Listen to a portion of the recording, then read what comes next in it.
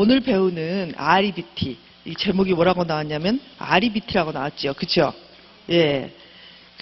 이제 영어의 약자인데,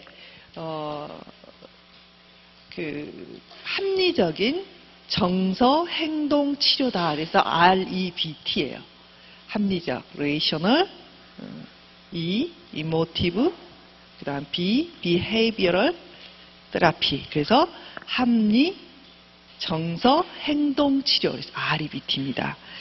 자, 이 치료는요, 앨리스라는 사람이 창안을 한 치료인데, 그 이전에도 뭐 인지치료, 행동치료 이런 것들이 따로따로 이렇게 발달이 된 상태에서 앨리스라는 사람도 이런 것들을 다 합치고 자기의 어떤 철학적인 견해, 이 치료의 과정들에 대한 어떤 그런 자기의 견해를 함께 모아서 만든 이론이 REBT 이론이에요.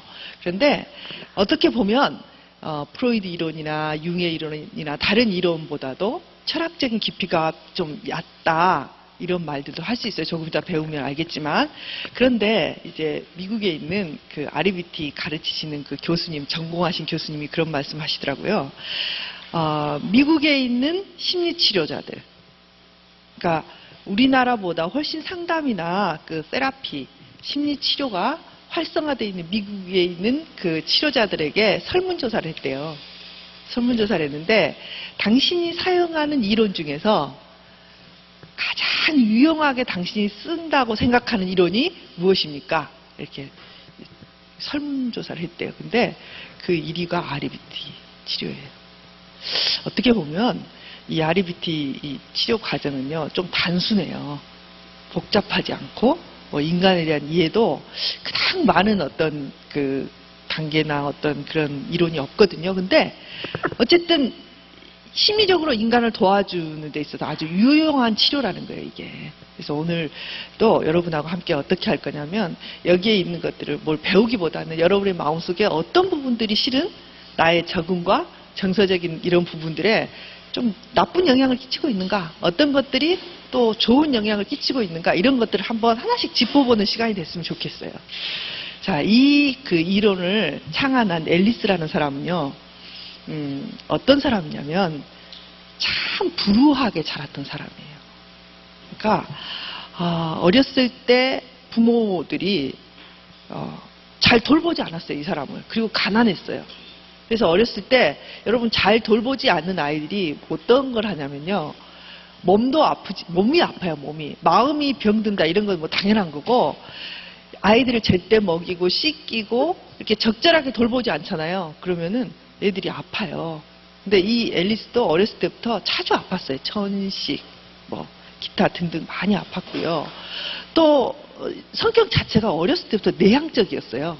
내향적이다 보니까 굉장히 부끄러움을 타는, 사람들 앞에 나서기 힘들어하는 그런 아이였고요. 이제 그렇게 사이도 좋지 않고 돌보지 않던 그 부모님이 급기야 12살에는 이혼을 했어요. 네. 그러니까 이 앨리스가 어떻게 살았냐면, 장남이거든요.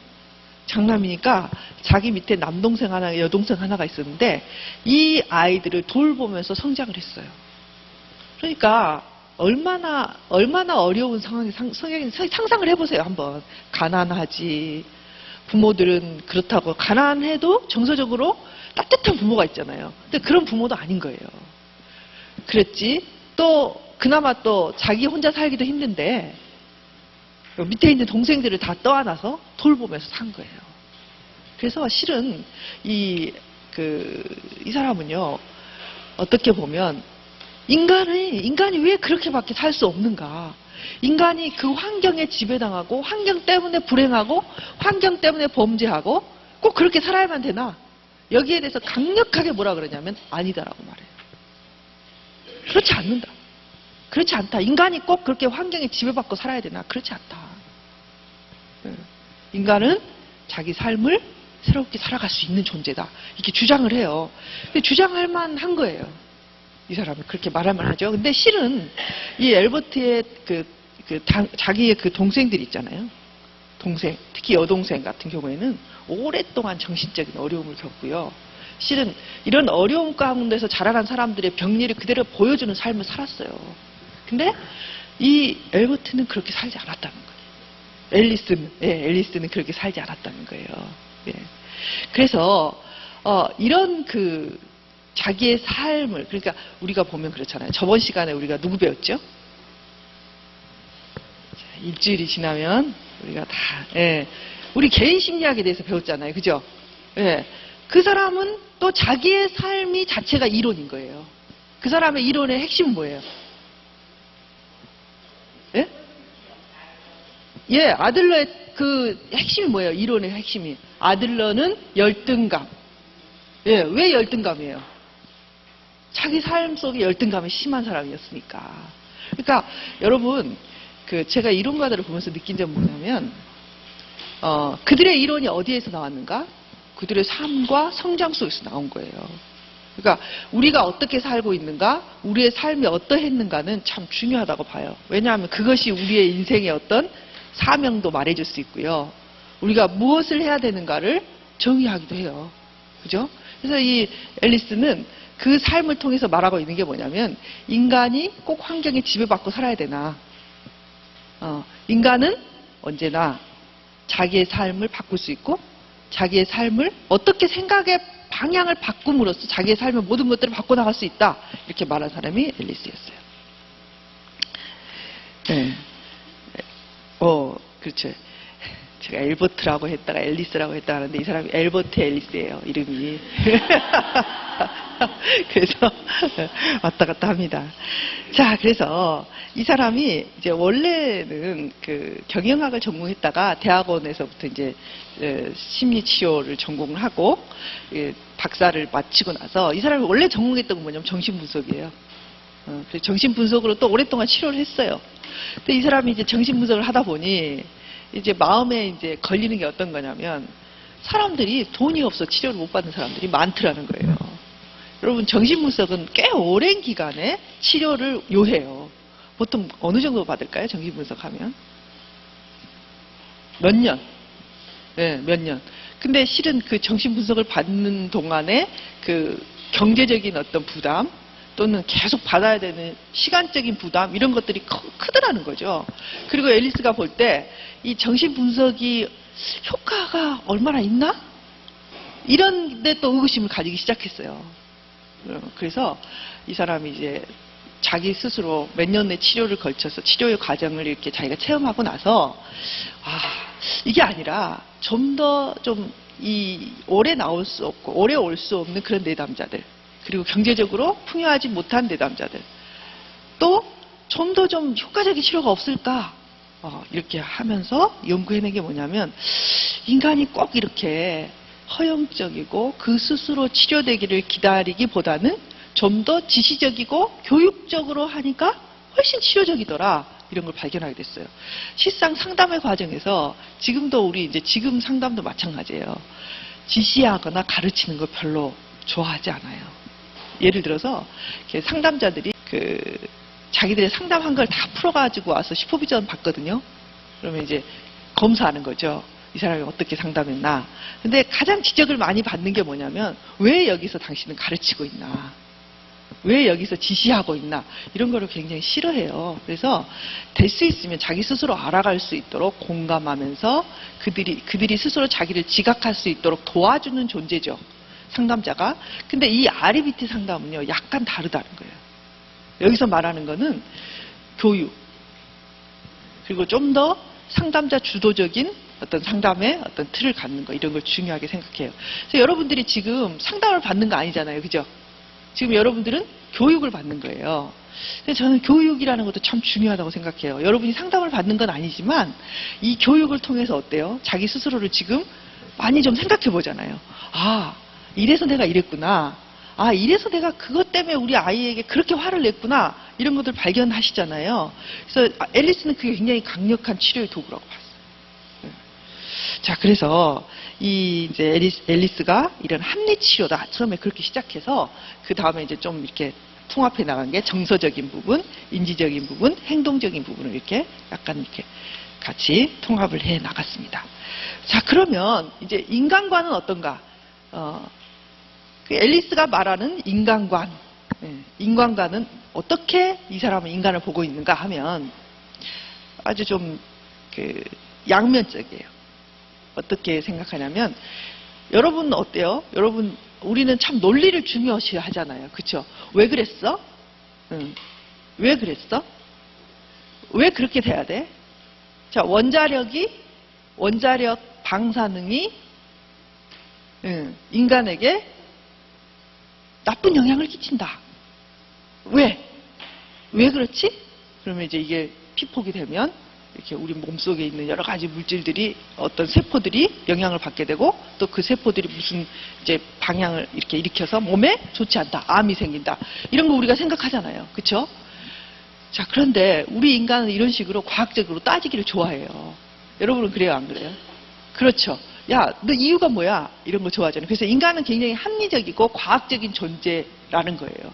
그런데 인간이 과학적이고 합리적인 존재인 것 같지만 또 한편으로는 굉장히 비합리적인 존재라는 거예요. 말도 안 되는 생각들을 하고 이게 전혀 논리적으로 맞지 않는 것들 때문에 힘들어하는 존재라는 거예요. 그러니까 양면을 다 같이 갖고 있다는 거죠. 예를 들면 우리는 방사능이 어떤 것인가, 핵이 터지면 어떻게 되나 이런 것에 대해서 과학적으로 따지기를 좋아하죠. 근데 얼마 전에 우리나라에 그 비가 왔잖아요. 비 왔을 때 어떻게 됐어요? 그 일본 지진 난 다음 비 왔을 때 어땠어요? 난리가 났죠? 우산이 그렇게 많이 팔렸대요. 뭐 우산 팔리고 사람들이 길가에 비 온 날 사람이 없어요. 심지어는 그날 수업을 했는데 강의 시간에 안 나온 사람도 있어요. 그날 비 온다고. 네. 그래서 이제 과학자들이 뭐라 그러냐면 정말 웃기다. 이건 정말 뭐 얼만큼 맞아도 실은 우리 인간에게 해를 줄 수 있는 양이 안 된다. 뭐 몇 달을 맞아도 담배 한 대 피우느니만 못한 정도의 어떤 그런 양인데 우리는 어때요? 큰일 난 줄 알잖아요. 그 느낌 막 그게 압도되는 거예요. 막 방사능이 어떻게 돼서 우리가 뭔가 큰 병이 걸릴 것처럼 그렇게 생각하잖아요. 그죠? 그러니까 한쪽으로는 과학을 따지고 논리적이지만 한쪽으로는 굉장히 비합리적인 존재라는 거예요. 자, 그 다음 두 번째는 뭐냐면 이 비합리적인 어떤 인식, 비합리적인 인지들은 우리를 어떻게 만드냐면 정서적으로 굉장히 힘들게 만든다. 우리 자신을. 자, 여기서 지금 우리가 배워야 될 아주 핵심이 뭐냐면 이런 거예요. 인지라는 거죠. 인지. 근데 인지가 뭘까요? 생각. 또요? 또 뭘까요? 사물에 대한 인식. 또요? 이런 거예요. 뭐 우리가 사고라든지 생각이라든지 인식 다 들어가는 거죠. 인지 속에. 그래서 인지에 또 포함되는 게 뭐냐면 지각이에요. 지각. 전에 우리 지각에 대해서 이야기했죠. 지각이 뭘까요? 지각. 어떤 것들을 보면서 경험하면서 그것들을 내가 지금까지 생각하는 방식대로 해석하는 거잖아요. 그죠? 자, 이렇게 보면서 봤다고 해서 여러분이 해석이 다 똑같지 않아요. 전에 제가 뭘 설명했냐면 뻐꾹뻐꾹 소리가 나면 어떤다 그랬어요? 그 뻐꾹 소리가 무슨 소리예요? 이걸 해석하잖아요. 우리가 이 앞길에서 뻐꾹뻐꾹 하면 우리가 그걸 뻐꾹이 소리라고 생각해요? 그렇지 않잖아요. 그죠? 그럼 무슨 소리라고 생각하세요? 시계 소리, 뭐 차에서 뭐 팔 때 나는 소리 이런 식으로 생각하는 그게 지각이죠. 어떻게 해석하는가? 이런 걸 다 포함해서 인지라고 볼 수 있어요. 자, 그런데 우리의 심리적 구조 속에 우리의 마음 속에 여러 요소들이 있어요. 근데 그 요소 중에서 가장 중요한 요소 두 가지를 꼽으라면 뭐가 있냐면 인지하고 정서예요. 정서는 뭐예요? 정서. 감정이죠. 감정의 상태. 자, 그래서 이 앨리스는 어떻게 생각했냐면 이 인지라는 것이 정서를 유발한다. 이렇게 생각한 거예요. 인지는 정서를 유발한다. 자, 무슨 말이냐면 하나 예를 들어 볼게요.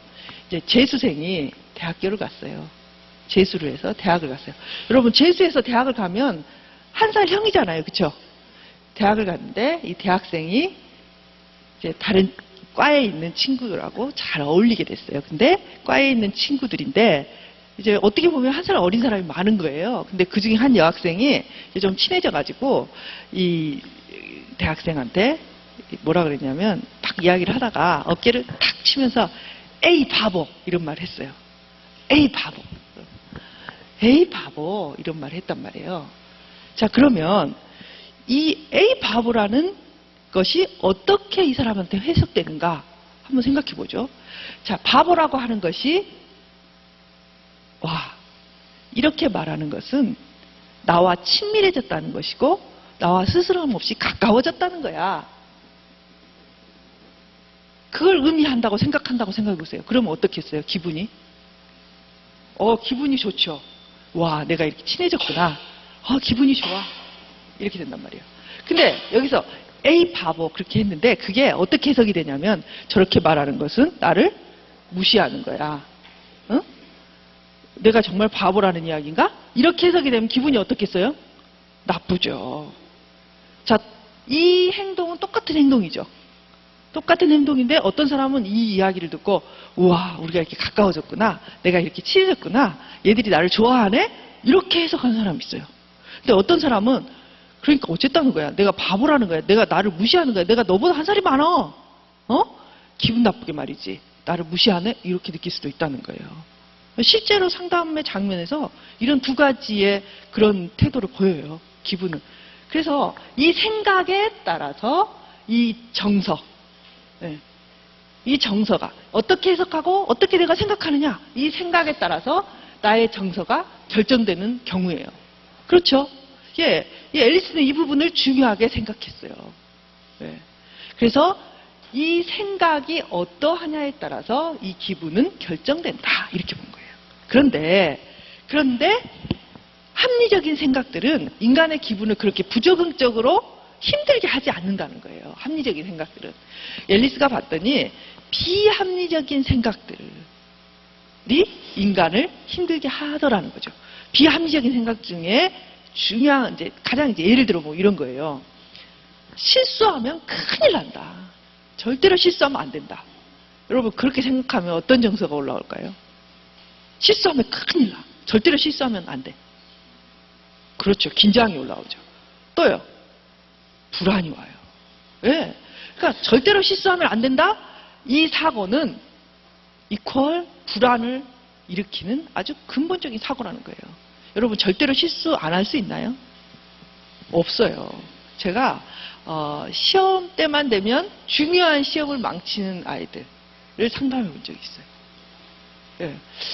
공부도 잘하고 성격도 좋고 열심히 하는 아이인데 이 열심히 하는 아이가 그것도 작은 시험은 잘 봐요. 근데 큰 시험, 예를 들면 제일 큰 시험이 뭐예요? 수능. 수능. 또 뭐 학기말고사 이런 거 요즘 중요하잖아요. 근데 그런 시험을 볼 때면 시험을 망치는 거예요. 자기 실력이 안 나오는 거예요. 그러면 여러 가지 이유가 있어요. 근데 대부분의 이유는 뭐냐면 바로 그것 때문에 그래요. 이번 시험이 중요하잖아요. 수능. 중요하잖아요. 그러니까 수능은 절대로 잘 봐야 된다. 이렇게 생각하면요. 당연히 잘 봐야죠. 그러나 그 앞에 절대로가 들어가면 그때부터 떨리는 거예요. 학기말고사 보는데 그때 내가 공부를 열심히 했단 말이죠. 근데 열심히 했는데 이번 시험에 따라서 내가 이번 내신 성적에 따라서 대학을 합격하느냐 마느냐 이렇게 됐을 때 그때 이제 공부를 열심히 안 한 애들은요. 긴장하지도 않아요. 그렇죠? 공부 열심히 안 한 애들은 긴장도 잘 안 해요. 근데 정말 공부를 열심히 하고 아주 최대한 열심히 했던 애들은 어떠냐면 긴장해. 불안해. 그리고 특히 이런 마음을 갖고 있는 사람들. 절대로 실수하면 안 된다. 이번 시험은 반드시 잘 봐야 된다. 이렇게 생각하면요. 그때부터요. 막 떨려요. 진땀이 나요. 여러분은 어때요? 그런 경험 있나요? 제가 그 고등학교 1학년 때 선생님이 그 여자 선생님이었는데 수학선생님이었어요. 근데 그 수학선생님이 제가 좋은 거예요. 담임선생님인데 수학선생님이 참 이렇게 센스도 있고 책도 많이 읽으시고 참 마음에 드는 그런 선생님이었어요. 그래서 별로 수학 공부 좋아하지도 않는데 내가 수학을 좀 잘해버리라 이렇게 한번 결심을 하고 공부를 한 적이 있거든요. 그래서 이제 시험이 다가오기 전에 시험 문제를 다 풀었어요. 교과서 뭐 다 풀었는데 제가 그 시험을 제일 망쳤어요. 시험지를 딱 받아보는데요. 이 손에서요. 공부를 안 하던 사람은 안 해야 되나 봐. 손에서 이 땀이 흐르는데 땀이 흐르니까 수학은 풀어야 되잖아요. 풀어야 되는데 이게 막 안 풀리는 거예요. 진땀이 나지. 막 등이요. 등이 화끈거려요. 지금도 그때를 잊을 수가 없어요. 아, 공부를 적당히 해야지. 너무 열심히 하면 이렇게 되는구나. 정말 잘 보고 싶은 마음이 있으니까 그렇게 떨리는 거예요. 이제 제가 평소에 전혀 안 떠는 사람이거든요. 예, 그래서 요즘도 시험 불안 때문에 이렇게 오는 학생들 보면 굉장히 이해가 돼요. 근데 그 사람들이 갖고 있는 생각이 뭐냐면 이런 비합리적인 생각이에요. 절대로 실수하면 안 된다. 절대로 실수하면 안 된다. 이제 그때부터 실수의 모든 이제 증상들이 올라오기 시작해요. 예. 그런 것들. 자, 그 다음, 그러니까 그런 존재라는 거죠. 인간이 비합리적인 생각을 갖게 되면, 일단 갖게 되면, 뭐, 너나 나다 다 상관없이 그 사람은 그때부터 부정적인 정서를 경험할 수밖에 없는 존재다. 이런 거죠. 자, 그 다음. 또 하나는 뭐냐면, 인간은 참 이런 자기가 갖고 있는 인지 구조 때문에 부정적인 정서도 경험하고 부정적인 관계도 경험할 수 있는 존재지만 그럼에도 불구하고 자신이 갖고 있는 인지와 사고를 변화시킬 수 있는 존재가 인간이다. 그런 거예요. 우리는 이 앨리스가 볼 때 인간이 자라나면서 갖고 있는 생각들 그리고 그 환경에서 받는 여러 가지 것들을 받을 수밖에 없죠. 뭐 다행히 좋은 환경에서 자라나서 좋은 생각들을 많이 하게 된다면 그건 참 행운인데 실상 앨리스처럼 그렇게 힘든 환경에서 자라나서 힘들게 살아온 사람이 자신의 그 사고 안에서 얼마나 고통스럽겠어요. 이 사람이 갖고 있는 그 자기의 약점 중에 하나가 뭐였냐면 아주 지독한 부끄러움. 지독한 부끄러움. 그래서 데이트를 할 수가 없는 거예요. 여자들이 또 이 사람을 좋아하지 않았는지 그렇게 데이트도 할 수 없죠.